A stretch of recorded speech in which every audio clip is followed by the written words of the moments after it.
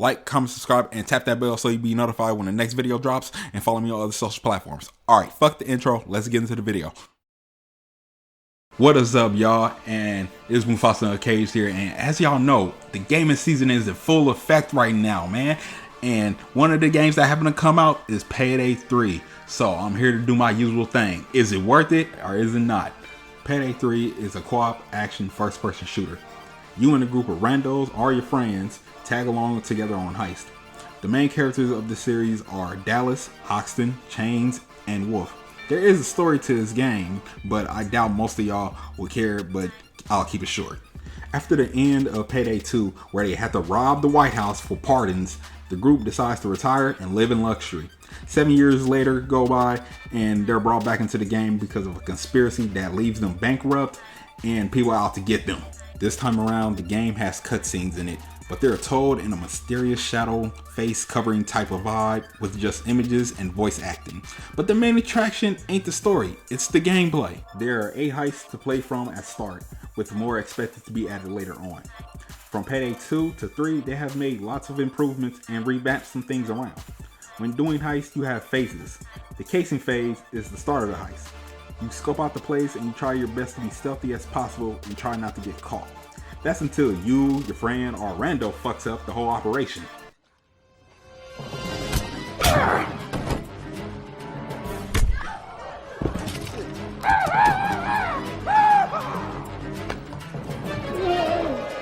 I'm part of it, I'm sorry. Now if this was Payday 2, that's how it would have went. In Payday 3, when you're spotted by a guard in a private area, your cover isn't fully blown yet. The guard will approach you and escort you out of the private area back into the public. If you're caught by a camera, then that means a guard will come over to the area where you were at and a search for the suspicious person will start. If you happen to be caught during the search, you can be handcuffed and unable to move unless someone comes and gets you and breaks you out. Now if you're one of these types, Everybody, take your fucking clothes off. Hurry up, because you look good. then by all means act up all you want, which triggers the other phases and changes the way the heist is played out. Before the cops come in, there's a negotiation phase where you can trade hostages to buy you more time to do objectives or find extra cash just around. After the time has ran out or you stop sending hostages, the police will start to storm in and the assault phase will happen. In between police assaults, you have the option to trade for hostages for health kits. After a while, police will eventually do a final charge, and this means they're not going to stop coming for you. The good thing about Payday 3 is that everything you steal goes to you instead of most of it going into an offshore account like Payday 2. There have been some adjustments made with the shooting also, and here it's much better than it was in 2, and you can now slide and mantle over objects. In Payday 2, at the end of heist, they will let you pick random cards, and these will unlock cosmetic items like mask, gun parts, color patterns for your mask, or extra money. In Payday 3, they got rid of that and allowed you just to buy everything with the money you make. When it comes to customization, they let you change your whole look with new clothing options. I like the fact that they got rid of how much equipment you can have on you and attachments on your gun. That way you can get in and walk into anywhere with your gear and be prepared if things don't go as planned. They have new tools in here that include a micro camera that can be thrown on walls or even on security guards to keep track of them. There's new overkill weapons that you can call in when the police starts to overwhelm you. Speaking of the police, they also have been reworked. While they still aren't the smartest, they still bring the heat. There's a new SWAT team member that throws gas grenades that forces you out of cover, with the gas slowly taking your health. The taser, who can immobilize you, has a new look to him along with the cloaker. Now I'll say this about the cloaker. He has to be one of the most annoying, sneakiest sons of bitches in this game. I've seen people call him the Batman, but he's more like a mix between Nightwing with a Splinter Cell look. If you get caught slipping by him, he will hit you with a whole Anderson roundhouse kick and will give you an old school civil rights ass whooping with 2 batons until your homies come save you or till he beats your ass into custody. The bulldozer, or juggernaut, in here is strong as hell. He's now comes with a new weapon and charges at you just to knock you on the ground. The skill tree has been reworked also and broken down into 17 different skill trees. I like this skill tree because it allows people to make many different new builds. Another thing I like is that you don't have to unlock a previous skill to unlock the next one down the line.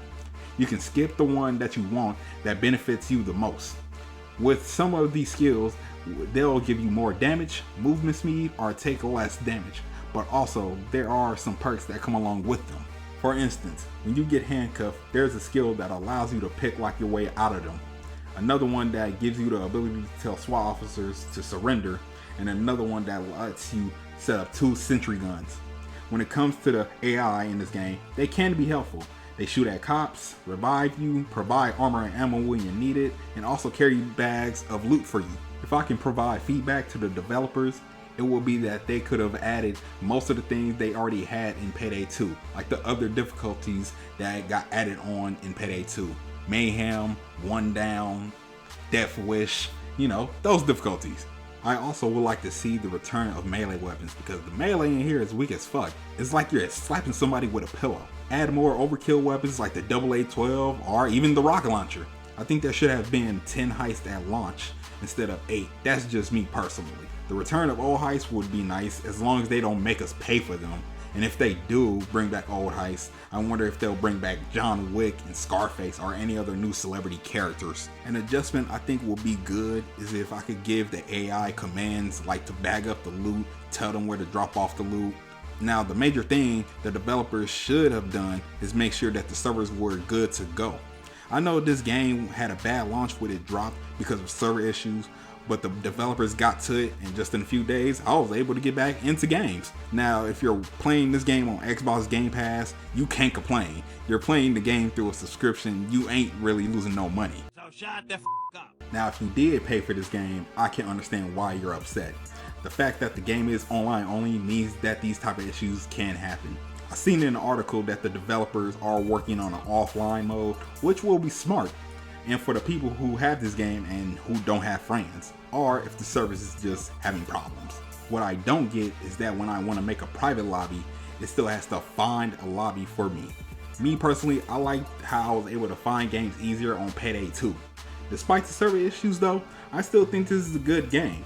The game is priced at $40 and it is going to continue to keep getting support as time goes on.